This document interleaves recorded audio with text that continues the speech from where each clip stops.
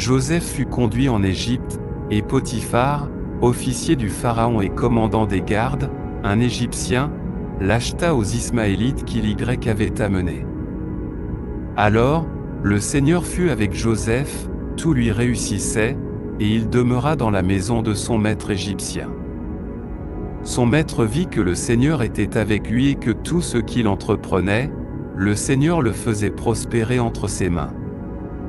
Ainsi, Joseph trouva grâce à ses yeux et devint son serviteur personnel, mieux encore, il le nomma intendant de sa maison et lui confia tous ses biens.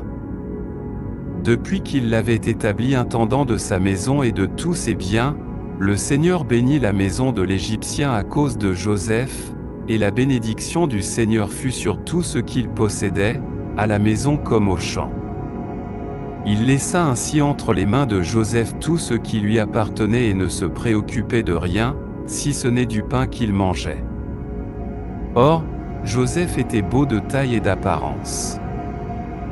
Après ces événements, la femme de son maître porta les yeux sur Joseph et lui dit, « Couche avec moi. » Mais il refusa et dit à la femme de son maître, « Vois, mon maître ne me demande compte de rien dans sa maison et il a remis entre mes mains tout ce qu'il possède.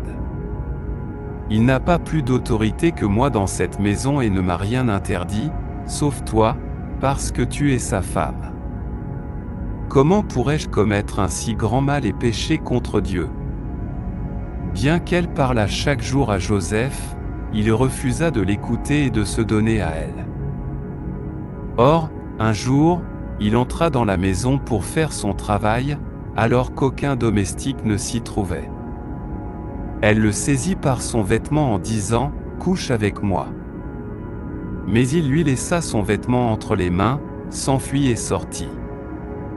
Lorsqu'elle vit qu'il lui avait laissé son vêtement entre les mains et qu'il s'était enfui dehors, elle appela ses serviteurs et leur dit, « Voyez. Il nous a amené un Hébreu pour se jouer de nous. Il s'est approché de moi pour coucher avec moi, mais j'ai crié à haute voix. Dès qu'il a entendu que je levais la voix et que j'appelais, il a laissé son vêtement à côté de moi, s'est enfui et est sorti. » Elle garda le vêtement de Joseph à ses côtés jusqu'au retour de son mari. Alors, elle lui répéta les mêmes paroles, « Le serviteur hébreu que tu nous as amené s'est approché de moi pour se jouer de moi. Mais dès que j'ai crié et appelé, il a abandonné son vêtement à côté de moi et s'est enfui dehors. » Lorsque son maître entendit les paroles de sa femme qui lui disait, « Voilà ce que m'a fait ton serviteur », il s'enflamma de colère.